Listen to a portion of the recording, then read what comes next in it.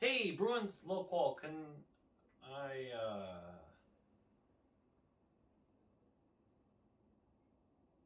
what's going on with him? Oh, mourning the potential loss of Debrusk. How long's he been like this? Oh, it's not too bad this time. 7, 8 hours maybe?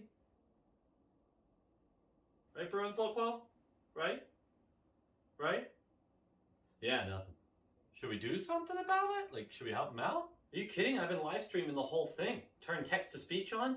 Killing it right now. Donations left and right. Text to speech. What are they saying in the donations? Oh, stuff that I couldn't repeat, but rest assured, he's getting dunked on. Hey, don't feel bad, Bruins low qual. At least you're not the Habs. Oh, yeah. Thanks. Okay, let's just pretend for a second that we're not all incredibly angry. Let's play that game. Let's play that game, right? My dad used to call it the quiet game. And whenever I wasn't good at the quiet game, the belt came out, and then it was the really loud game. So we're going to play the quiet game and be successful at it and not rip this team apart. Low quality fans of a high quality, yes, still high quality Bruins team. That is not a dub. That's okay. You can't win them all. You can't. You couldn't possibly. It's the NHL. You can't win them all. Sometimes you just get goalied. Sometimes a bad bounce. Sometimes a blatantly missed slew foot directly after your star player got, suspended for one that didn't look that bad. Ah, pain. This probably isn't going to be the longest video in the world. Not a lot happened in this game. Coming into this game, the Red Wings had won 3 of 4. The last 2 they had won, and that includes they beat Edmonton and Vegas, I believe. So big wins for them. Nedeljkovic is going to get the start. You know the story behind that. Traded for nothing, or not even traded, actually. Just signed by Detroit in free agency. And he's been playing pretty well for them. And Lucas Raymond is their 19-year-old phenom, who is actually not really a factor in this game. Mark Stahl played a big part in it. I know some people were saying we should go after him in the offseason. I didn't see it. Still don't see it. So here we are. It's the first game of Marchand's suspension. They did not appeal the suspension. They're just going to uphold it. It's going to be what it is. Bruce Cassidy has COVID symptoms, and so he's out. We can't call anyone up because down in Providence, they have double-digit numbers of people with COVID. So that's sealed tight. Anton Bleed is injured. He's been actually pretty good at the bottom 6, you got to admit. So as much as that's not a huge loss, it's still a loss. And Jake Debrusk asked for a trade. I'm not going to go over that again. Again, that's in the last video. Things aren't really going the Bruins' way at the moment. They're not. And I'm hoping that this is just a little blip and not a season from hell from here on out. Because I don't want that. Pretty simple, right? The lines get a little weird. Olmark is going to be in net. I agreed with that. He looked mostly good. Not a lot you can do about that second goal. That first goal was a breakaway when you haven't faced a shot in God knows how long. So that's fine. Hall bumped up to the first line. Looks pretty good there. Him, Bercy, Pasta. I mean, most people are going to look good next to them, but he had the talent. He looked like he was more driven to dig through people and do more. I can't believe that line didn't score. I can't believe it. And no, I'm not counting the 5v3 power play. Can't believe that line didn't score. Foligno's going to go up to the left side on the second line. No. I like Foligno. I do. He's not a top sixer. And I'm sick of seeing him in the top 6. Obviously out of necessity right now. And then Debrusk and Howell are back in on that fourth line. I think they got around 10 minutes of ice time. And Debrusk looked fine. He started out looking like he was going to try to make something of this game. And then it just wasn't there. But it wasn't really there for anybody. This isn't a Debrusk bashing. If you want to see my Debrusk take, just go to the last video, please. I don't really want the comments in this video because I need to compartmentalize these things. That being said, according to Darren Drieger, up to 12 teams have already contacted the Bruins about Debrusk. It's a lot of interest, which is a good thing. That does make the price a little higher when there's that many teams trying to get him. There might be a couple teams that could fall in a trap here. I still think Debrusk is a worthwhile risk for those teams, but when I say a trap, I mean paying too much for the circumstances. Fingers crossed, everybody. Puck drops! Nothing happens in the first. These are my notes. 3 minutes in, and it's dead quiet in the building. If you were at that game, hopefully you were one of the few people cheering. I have not heard the Garden that fucking quiet in so long. I don't know what the hell was going on there. And then the first time I heard noise, 7 minutes in, and they're booing Debrusk. That's not fair. That's not fair. He's still wearing this B, guys. That's not fair. Again, go to the last video, though. It's fine. No, I'm going to talk about it. Fuck, I'm going to talk about it. Here's my problem. The only reason I saw for booing Debrusk, the only reason I saw people say, hey, they're doing it because he quit on the team. He did not. If you look at the last 3 years, you could see the team and him going in different directions and trying to make it work and trying, but it was not working. And finally he goes, look, you don't like me here. I don't fit what you're trying to do. You're benching me. Like, trade me. Get something for me. I'll go somewhere else. You'll get something back. That's kind of fair, right? It's not like it was a 5-game span a couple years ago where he just didn't play well and got benched. This guy has gotten benched so many times for this team. He needs a change of scenery. And he finally forced a hand, and those of you saying he didn't have to make it public, they've been saying they'd find a trade partner for him for months. Making it public speeds up the process. Debrusk isn't quitting on the team. If you feel that way, fine. But I'm telling you right now, that's not what's happening. The guy is unhappy. Not at the Bruins, but unhappy with his current situation. And the Bruins aren't happy with what they're getting from him. This is a mutually beneficial breakup, and someone's going to get hurt. Every time. Okay, I'm done with the Debrusk stuff. 9 minutes in, and a nice rush from Hall. He's looking way better. Nice chance for Pasta on the break, but can't squeeze it by Ned. Grizz had a nice feed. 0-0. End of period. That's it. That's all that happened. That's all that happened. Second period, 5 minutes in, and Suter has the patience and the wherewithal to sit on the edge of the bench during a line change. Because he sees that the puck's right in front of him. After Coyle tries to feed a transition, it bounces off the first guy, comes back. Coyle does not realize another guy's coming off the bench. He very, very lackadaisically comes back to the puck. And Suter's watching, and as soon as his guy gets on the bench, he just drops down, grabs the puck, bumps it forward just enough for Zadina, who's flying past Forbort. Forbort's not catching up to him. I'm not even mad at Forbort. That play shouldn't have happened. It's not Forbort's fault. And Forbort has never been expected to chase a guy down on a breakaway. Zadina gets behind both of them, goes forehand to backhand, crossbody of Ullmark, flips it over the pad. That is 1-0. I think it's their 5th shot of the game? 7th shot of the game? Something like that? Nothing's happening. And Ullmark lets in the first real chance that they had. And the building's silent. Ugh. 10:30 into the period, and I normally wouldn't point this out, but I do think it had something to do with the rest of the game. Ref goes down. He takes a tumble after Zaboral absolutely jackknifes his blade into the skates of the ref. It was very clearly incidental.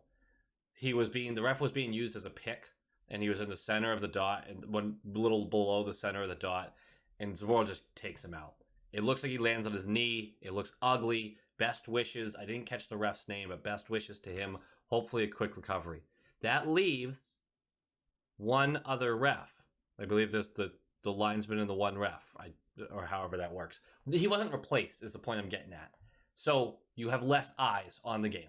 3 minutes left. We'll have a little 4v4 time. Foligno and Mestikov get a little spicy, but nothing really comes of it. And then Howla draws a penalty in the dying seconds of the period. We will not get the puck, so we're going to start the third with a full 2-minute power play. Third period, 2-minute PP.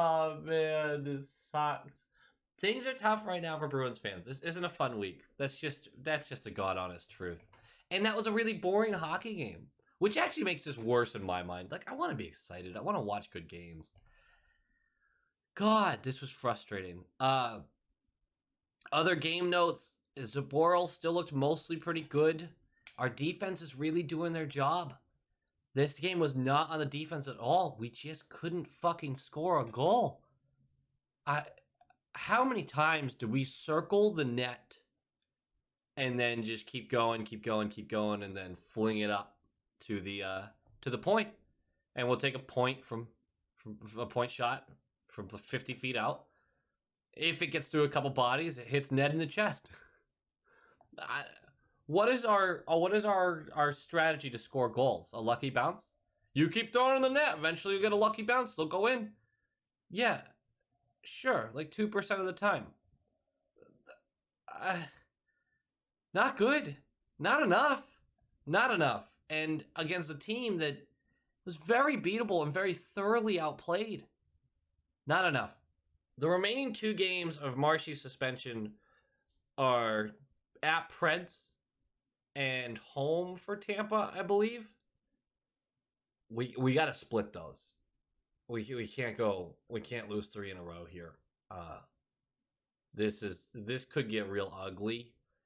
There's a lot of time left in the season, but this was a chance to put yourself back above Detroit in the standings, even though we have all the games at hand and everything. And losing that game is a 4-point swing. We need to climb back into the division, get into a position where you're like, all right, we're not out of it, and work on chemistry and work on the team from there. But right now, as it stands, we don't know what this team is, and it's hard to make decisions like that. All right, guys, that does it for me. Like, comment, subscribe. Thank you for all of the support and whatnot. It's very, very appreciated. It makes doing all this worth it. I really enjoyed it. There's some long days, nights, but super, super worth it. Go Bees!